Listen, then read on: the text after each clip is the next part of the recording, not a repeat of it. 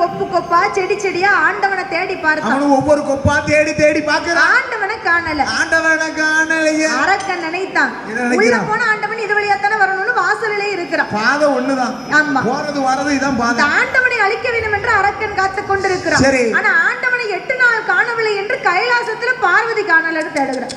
அதாவது கட்டின மனைவி தான் என் கணவனை எதிர்பார்த்து ஆண்டவனை காணாமல் ஆதிசக்தியான பார்வதா தேவியானவள் ஆண்டவனை காணாமல் அண்ணனாகப்பட்ட தன் கோபால கண்ணனை நினைக்க பெருமாள் கோபால கண்ணன் தங்கை பார்வதியை தேடி. ஆமாம்மா, தங்கச்சிக்கு ஒரு ஆபத்துனா அண்ணனை நினைக்கணும். கண்டிப்பா தங்கச்சிக்கு ஆபத்துனா அண்ணனை நினைங்க. தங்கச்சிக்கு ஒரு ஆபத்துன்னு தெரிஞ்சா அண்ணன் வரணும். நினைச்சுக்கிட்டே இருக்க வருவாங்க. ஆமா, டோன்ட் வரி, ஃபீல் பண்ணாதீங்க. சரியா? சரி. உடனே தங்கைக்கு ஒரு ஆபத்து என்று சொல்லி என் பெருமாள் கோபால கண்ணன் ஆடுகளையும் பத்தி கொண்டு கம்சராஜனை வதை முடித்து விட்டு அம்மா ஏ பார்வதி அண்ணனை அழைத்தே விவரம் என்ன? அண்ணா என்னத்த சொல்ல? அத்தன் கைலாசத்தை விட்டு போய் 8 நாள் ஆச்சு. பார்வதி ஆண்டவனை காணவில்லையே. ஐயோ கண்ணா, எப்படியாவது ஆண்டவனை வரவழைக்க வேண்டும் என்று பார்வதி அழுது புலம்ப, பூவோடு பொட்டோடு இருக்கணும், ஆண்டவன் கைலாசம் வரணும். ஆமா, நீதான் ஒத்துழைக்கணும் அப்படி என்று சொல்லி பார்வதியை வார்த்தை கேட்டு அண்ணன் சொல்லுகிறார். கவலைப்படாத கண்ணீரத்தோட தங்கை பார்வதிக்கு ஆச்சரியை ஆறுதலை சொல்லிவிட்டு அத்தானை தேடிக்கொண்டு எப்பெருமாள் கோபாலக்கண்ணன் ஆடுகளை அதாவது அண்ணன் ஆடு மாடு மேய்த்தாருன்னு சொன்னா சீக்குழல் எடுத்து வாசிப்பார். நம்மள மாதிரி அப்படி கிடையாது. கண்ணன் சீக்குழல் எடுத்து வாசித்தாருன்னு சொன்னா அப்படி இருக்கும். எப்படி அழகா இருக்கும். ஆமா, இப்படி கண்ணன் சீங்குழல் எடுத்து வாசிக்கும் பொழுது அந்த அரளி கொப்பதிலே ஒரு கொப்பு மட்டும் ஆடுது. ஏன்னு கேளு. சிவனோ ஒரு நடராஜ பிரியன். இப்பவும் பாருங்க, காமஸ்ட போல சிவபெருமான் இப்படிதான் இருப்பாரு. ஆமா, சிவபெருமான் இருக்காருங்க, பார்க்க முடியல பின்னாடி. அதுதான் தில்லை நடராஜன் சொல்லியிருக்காங்களா? சிவபெருமான் இப்போ நடராஜ பிரியன். சரி, இப்படி கண்ணன் சீங்குழல் எடுத்து வாசிக்கும் பொழுது அந்த அரளி மர கொப்பதிலே மாமி தித்தி மிதி மிதி மிதி என சிவனும் ஆடவே ஆதி சிவனும் ஆடவே அந்த சிவன் இருந்த அரளி கொப்பு அந்த சிவன் இருந்த அரளி கொப்பு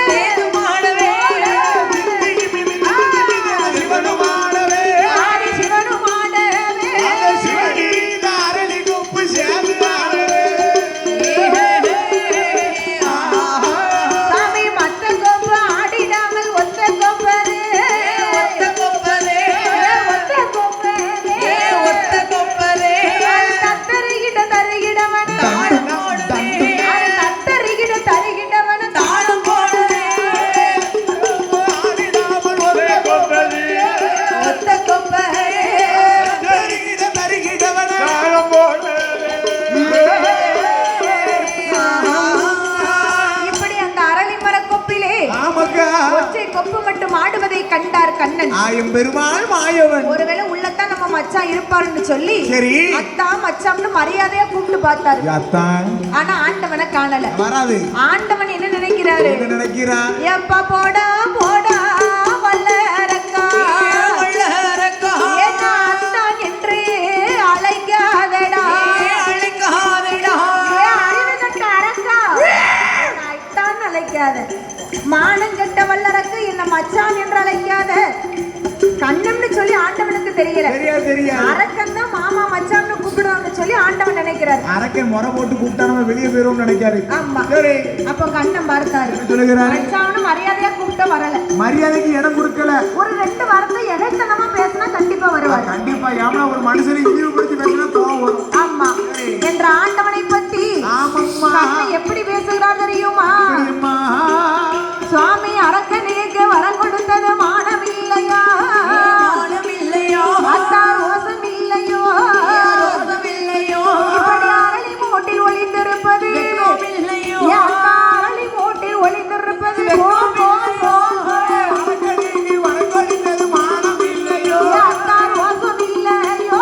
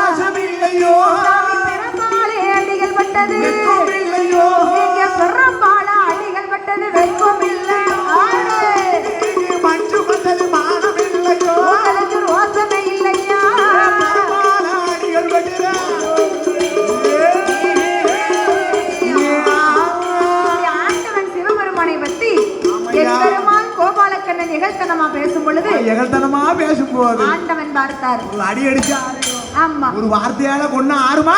முடியாதல்லவா? முடியவே முடியாது. இப்படி எகழ்த்தனமா பேச பேச ஆண்டவன் பார்த்தார். என்ன சொல்லுகிறார்? நம்மளுடைய லீலைகள் எல்லாம் தெரிந்தது நம்ம மாப்பிள்ளை ஒருத்தர் தான். நம்ம வெக்கப்பட்டது, அசிங்கப்பட்டது நம்ம கட்டின பணவி பார்வதா தேவிக்கே தெரியாது. நம்ம மாப்பிள்ளைக்கு தானே தெரியும். ஏன்களே, என்ன? கண்ணை இல்லைன்னா களி உலகமே கிடையாது. கிடையாதல்லவா? அவருக்கு தான் எல்லாம் அறியும். ஆக்குவதும் அளிப்பதும் அப்ப நாராயணன் செயல். அப்ப நாராயண செயல் என்று சொல்லியிருக்காங்க. ஐயா சாமியை கும்பிடுறவங்க தான். நீங்க நாராயண சாமி அத மாறிட்டு சாப்பிட மாட்டீங்க. இல்ல இல்ல, அதான் கேட்டேன். சரி, அது முட்டோட்ட போல வந்துட்டாங்க. ஆமா, சரி. ஆக இருப்பதனாலே பெருமாள் கோபால கண்ணன் தான் நம்மளை காப்பாற்ற வந்திருக்கிறார் என்று ஆமையோ ஆண்டவன் அப்படியே அரளிமர கொப்பை விட்டு வெளியில வந்தாரு. அப்ப இருவரும் சந்தித்த பொழுது சரி, மாப்பிளைய பத்தி மச்சான் 2 வார்த்தை எகழ்த்தனமா பேசுறாரு. நம்ம 2 பேரும் பேசணும்னு சொன்னா அரக்கன் விரல் எடுத்தோம்னா நம்ம மாண்டு போயிரும். நம்ம 2 பேரும் அழிஞ்சு போவோம். அப்ப அரக்கனை அழிக்கணும். அரக்கனை அழிக்கணும்னு சொன்னா என்ன? ஆக்குவதும் அழிப்பதும் உங்கள் செயல். அரக்கனுக்கு வந்து வரத்தை கொடுப்பது ஆண்டவனுக்கு மட்டும் தெரியும். ஆனா வரத்தை எடுக்கணும்னா அத்தான் வரணும். மாயம் பெருமாள் மாயவன் கோபால கண்ணன் வரணும். அப்ப கண்ணன் சொல்லுகிறாரு, நான் அரக்கனை கொன்றேன், ஆனால் இந்த ஆடு மாடுகளை யாரு மேய்ப்பா? தூண்ல ஒவ்வொன்னா கட்டி போட்டு போங்க. நீங்க மேய்க்கணும். ஆடும் பதனம், ஆட்டு குட்டி பதனம். ஓ, கன்றும் பதனம், கண்ணு குட்டியும் பதனம். மாடும் பதனம், கன்றும் பதனம். மாட்டு குட்டி என்று சொல்லி ஆடுகளையும் மாடுகளையும் ஆண்டவனிடத்துல ஒப்படைத்து விட்டு வாரத்துல நிக்கல ஒரு மாடு, அவர்தான் கோமதி. கோமதியா? கோமதி மாடு நீங்க பத்திரமா பாத்துக்க. சரியா? அந்த மாட்டு குட்டி பேர் இருக்காலே அவர் சரியா நல்ல பத்திரமா பாத்துக்கிட்டா. சரி, ஆடுகளையும் மாடுகளையும் ஆண்டவனிடத்தில் ஒப்படைத்து விட்டு பெருமாள் கோபாலக்கண்ணன் அரக்கனை இருக்க வேண்டும் என்று 10 அவதாரம், அதிலே 10வது அவதாரம் பெண் அவதாரம். அதான் சொல்லியிருக்கான் பாத்துக்கோ. 10 அவதாரம் எடுத்தவர் யாரு? என் பெருமாள். இவன் எப்படா தூக்கி தட்டோம்னு இருக்கான். இந்த அம்மா தான் மெயிலி உங்க பாடையில அடிக்கணும். அப்படியா? இந்த அம்மா பாடையில நம்ம அடிக்கணும். பாடையில பாட்டு பாடும் போது அதான பார்த்தேன். அம்மாவை ஒரே பொட்ட பிள்ளை. அந்த அம்மா சொட்டு சாப்பிடும்போது கடைக்குட்டி பிள்ளை காலம் தத்து எடுத்து அதனாலே 10வது அவதாரம் பெண் அவதாரம் மோகினி அவதாரத்தை எடுத்து ஒரு ஆண்கள் மயங்கணும்னு சொன்னா ஒண்ணு மதுவுக்கு மயங்குவாங்க, இல்லன்னா மாதுவுக்கு மயங்குவாங்க. எவ்வளவு குடிச்சாலும் காணாது. ஆமா, எவ்வளவு பார்த்தாலும் சலிக்காது. எவ்வளவு பெண்களை பார்த்தாலும் சலிக்காது. அதான் ஒண்ணு மது கடிமையா இருப்பா, இல்ல மாது கடிமையா இருப்பா, இல்ல சூது கடிமையா இருப்பா. ஆமா, சூது என்னது? என்ன? விளையாட்டுல போட்டுக்கிட்டே இருப்பான். போட போட பிடிச்சிடலாம் நினைச்சு கடைசியில விட்டதான் பிடிக்கும். ராஜாராணி விட்டதை பிடிக்கணும். அது மட்டும் மதத்தான் ராஜாராணி. பேர் பப்ஜி காலம் வேற எங்கேயோ இப்ப சின்ன சிறுசுலாம் போய்கிட்டு இருக்கு. சரி என்று சொல்லி கண்ணன் மோகினி அவதாரத்தை எடுத்து பழங்காலத்து நலநட்டுகளை எல்லாம் போட்டு விட்டு அரக்க ஆண்டவன் எரிக்கணும்னு காத்துக்கிட்டு இருந்தான். இந்த கொலுசு சத்தத்தை கேட்ட உடனே ஆண்டவனை எரிக்க வந்ததையே மறந்து விட்டான். இருட்டு 8 மணி இருக்கும்படி அம்மா இந்த இழந்த முள்ளு காட்டுக்குள்ள வேண்டி ஒண்டி ஒருத்தியா போறிய வாங்கூட நான் வரவா? யாரு? உன் பேரு என்ன? ஊரு என்ன? அம்மா பெண்ணே. அப்ப மோகினியா இருந்த கண்ணன் சொல்லுகிறாரு, என்ன இவ்வளவு விவரமா கேக்குறீ? நீ யாரு? நான் பிறந்தது பூவன பாதாள லோகம். நான் பாதாள லோகத்துல 56 தேசத்துக்கு அரசன். சரி, என் மீசையை பார்த்தே தெரிய வேண்டாமா உனக்கு? அதான் யாருக்காண்டியோ வலிச்சிய நீங்க வச்சவங்க அப்படி வச்சுட்டாங்க. ஐயா, நானும் பூவன பாதாள லோகத்துல வல்லரக்கனா வாழ்ந்து வரேன். எனக்கு தெரிஞ்சோ தெரியாமலோ அறிந்தோ அறியாமலோ ஒரு திருப்பி கல்யாணம் முடிச்சிட்டு பாத்து சம்சாரம் பேரு பவளக்கண்ணி அப்படின்னு அரக்கன் சொல்லி. இப்ப நான் சொல்லட்டுமா? பிறந்ததுதான் மலையாளம் மலையாளம் பேரு மலையரசு மலையரசு அம்மா பேரு மலையரசி மலையரசி கதங்க 8 பேரும் கதங்க 8 பேரும் அவதரித்தோம் கேரளாவில். கதங்க 8 பேரும் அவதரித்தோம் கேரளாவில்.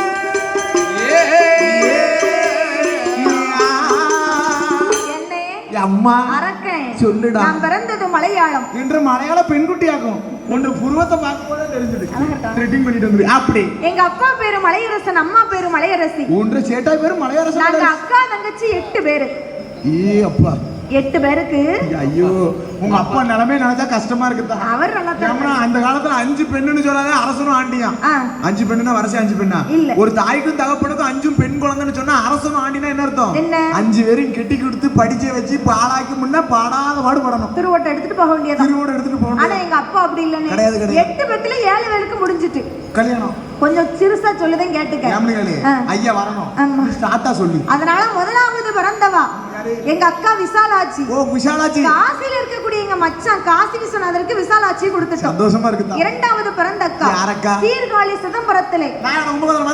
மதுரை சீர்காழி சிதம்பரத்திலே சரி தில்லையம்பல நடராஜனுக்கு எங்க அக்கா சிவகாமியை கொடுத்துட்டோம். சிவகாமி அம்மாங்க பேருக்கா. மூணாவது பிறந்த அக்கா யார் அக்கா? திருவண்ணாமலை. இதுல ஆமாக்கா எங்க மச்சான் அண்ணாமலைநாதருக்கு எங்க அக்கா உண்ணாமலையை கொடுத்திருக்கோம். அதுக்கு முன்னாடி முதல்ல உன் பேரை சொல்லிக்கேன்.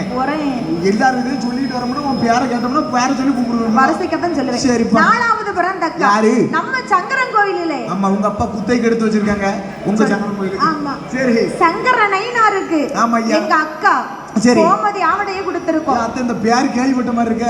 எங்க அம்மா அந்த அம்மாவை சொல்லுவாங்க கோமதி ஆவடக்கா கோபப்பட்டுருவாங்க அவங்க. கொடுத்து வச்ச பேரு. ஐந்தாவது பிறந்த அக்கா சங்கரன் கோயில பாத்தீங்களா போன வாரம் ஆடி தவசு அவ்வளவு அழகா இருந்துச்சு. அப்ப நீங்களும் வாங்க நம்ம ஒரு பக்கம். சரி. ஐந்தாவது பிறந்த அக்கா நம்ம குச்சாலம் தன்னதிலே குச்சாலநாதருக்கு குழல்வாய் மொழியை கொடுத்திருக்கோம். குளு குளு குளு குளு குளு இருக்கா குச்சாலம். என்ன ஆறாவது பிறந்த அக்கா யாரக்கா? பாவத்தை எல்லாம் தீர்க்கணும்னா போகக்கூடிய இடம் பாவநாசம். அந்த பாவநாச ஈசனுக்கு எங்க அக்கா உலகம்மாள கொடுத்திருக்கோம். ஏ அம்மா ஏ உலகம்மா. அடுத்து யாரக்கா? ஏழாவது பிறந்த அக்கா நம்ம திருநெல்வேலி டவுன்ல சரி என்ன கோவில் இருக்கிறது? அந்த சந்திமரிச்சம்மன் கோயில் இருக்கு. பெரிய கோயிலுப்பா.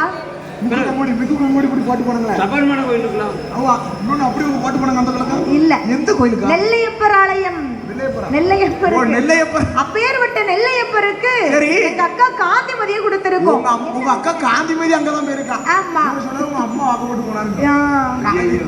நான் எட்டாவது பெண் பிறந்து நான் எட்டி பார்த்த இடமெல்லாம் கட்ட மண்ணு. முகத்தை பார்க்கும் போதே தெரியுமா?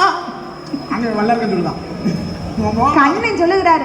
என் பேர் அவர் பெண்ணா இருந்து நடிக்கிறாரு. நடிப்புல நாராயணனும் மிஞ்ச முடியாது. பெண் என்று நினைத்த அரக்கன் பெருமாள் என்று நினைக்கல. மங்கை என்று நினைத்தான் மாவாவி. வம்பன மாயவன் என்று நினைத்தானா?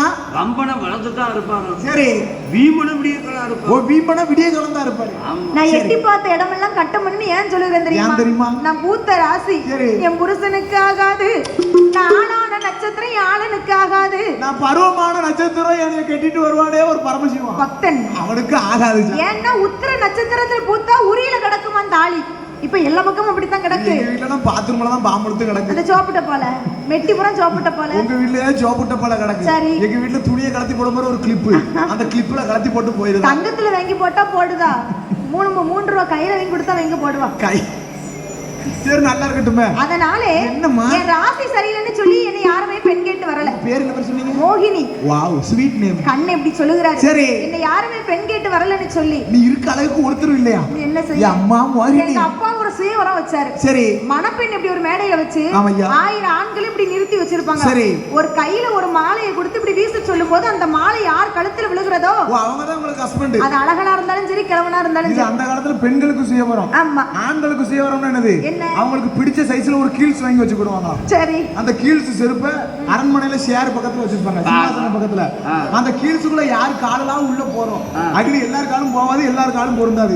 ஒரு சில காலு பெருசா இருக்கும் ஒரு சில காலு சிறுசா இருக்கும். யாரு பெர்ஃபெக்ட்டா பொரும்புறாங்களோ அவங்க தான் அவங்களுக்கு அது ஆண்களுக்கு ஆண்களுக்கு சுயவரம் இது. அப்ப எங்க அப்பா வச்ச சுயவரத்துல மதுரை வாழும் சொக்கரும் வந்தாரு. என்ன ஆமா நான் போட்ட மாலை ஒரு அழகங்களத்துல விழுந்ததா? ஐயோ ஆண்டவா அழகா வச்சு காலம் கழிச்சிருப்பான் கொடுத்திருப்பானே. ஒரு கிழவங்களத்துல விழுந்ததா? ரோட்ல போகும்போது பெரிய மனுஷன் கொண்டாட்டி வரான்னு சொல்லுவாங்க. ரோட்ல போகும்போது பூமாலை விழுந்துச்சுன்னா பெரிய மனுஷன் முன்னாடி. ஆமா கல்யாணம் முடிக்கும் போது பண்ணுங்க ஒரு 85 வயசு தாத்தா கல்யாணம் முடிக்கும் 2 வருஷத்துல பவுன்னு போயிருவாரு. பெரிய மனுஷன் முன்னாடின்னு ஊரே சொல்லுங்க. சரி சின்ன பையன் பாக்கெட்ல என்ன இருக்கும்? சில்லறை தான் இருக்கும். 10 ரூபா இருந்தாலும் 10 ரூபா ஒவ்வொரு ரூபா ஆகும். ஆனா பெரிய மனுஷன் பாக்கெட்ல பார்த்தாலும் பெர்ஃபெக்ட்டா இருக்கும். நோட் இருக்கும்பா நோட்டு பூரா இங்க போயிரும். சீருட்டு பெட்டி தான் இருக்கும். சரி அதனால நம்ம ஓட்ட மாலை சுத்தி சுத்தி போய் சொக்கங்கலத்துல விழுந்தது. சரின்னு வாக்கப்பட்ட மதுரைக்கு போன எங்க அக்கா மீனாட்சி ஆராத்தி எடுப்பான்னு பார்த்தா சக்கலத்தி போராட்டம் போராட்டம் அந்த கடங்களுக்கு கொண்டாட்டம் சக்கலத்தி போராட்டம் போராட்டம்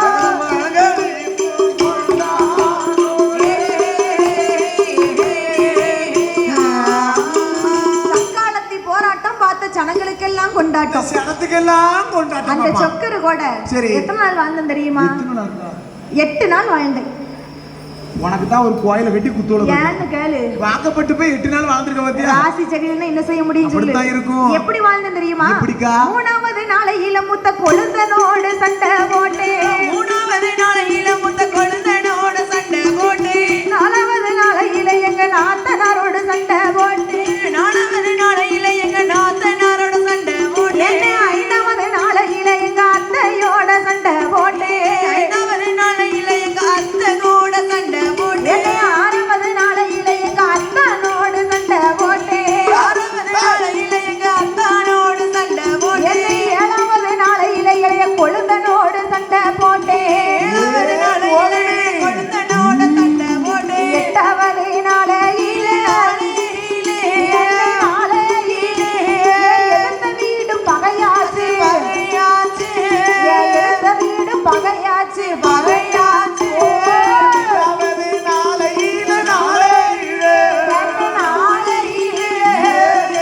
வீடு பகையாச்சு பகையாச்சு.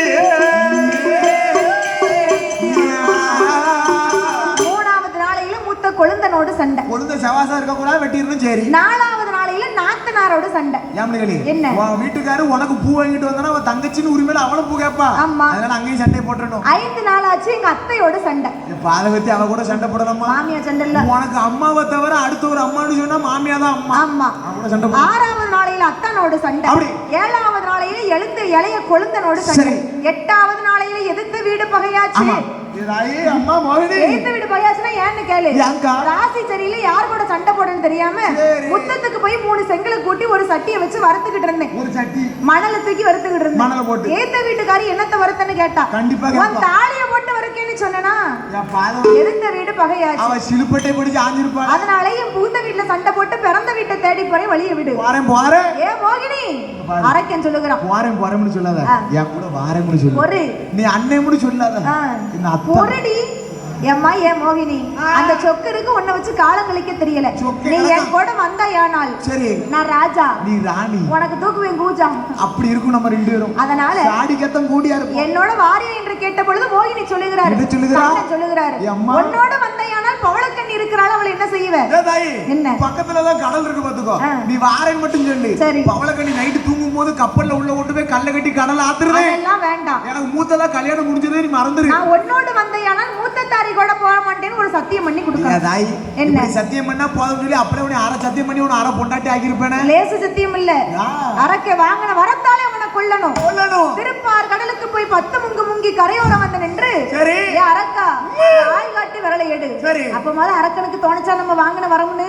ஏன் முடியாது? என்ன? பெண்ணை கட்டு மயங்கி நிக்காம ஆய் காட்டி விரலை எடுத்து தலையை 3 தடவை சுத்தி ஓ சரஸ்ல தொட்டு ஆ. மூத்த தாரி கூட போக மாட்டேன்னு சொல்லு. அப்படி சொன்னா வந்துருயா மோகினி? வந்துருவேன். ஐயோ, வாங்கின வரத்தையே மறந்த வல்லரக்கராஜ மன்னன் சண்டாள பாவி வல்லரக்க ராஜமன். பெண் என்று தான் நினைத்து பெருமாள் என்று நினைக்காமல் அவன் மங்கை என்று தான் நினைந்தா மாய கண்ணன் என்று நினைக்காமல் எங்கே வருகிறான்? எங்கக்கா வருகிறா? திருப்பார் நல்ல கடலதிலே ஏய் தீவிரமா அரங்கை ஏகி வாரான். மோகினி கரையதிலே நிற்க சொல்லி ஆமாக்கா. திருப்பார் கடலுக்குள்ளே ஒரு முங்குறான் ஒசரம் எட்டி பார்க்கறான். மோகினி நின்று வாரேன். மோகினி நிக்காளா போயிட்டாளான்னு எட்டி எட்டி பார்த்தான். அவன் கூட பெட்டி கையில வச்சு நிக்காதான். அவன் நமக்காக வெயிட் பண்ணிக்கிட்டு இருக்கா. அம்மா அவன் ரெண்டே முங்கே முங்கே வானா ஏந்தி நீயே பார்ப்பானா. 3 முங்கே முங்கே வானா முங்கே வானா சண்டாள மோகினியே ஏ முங்கே வானா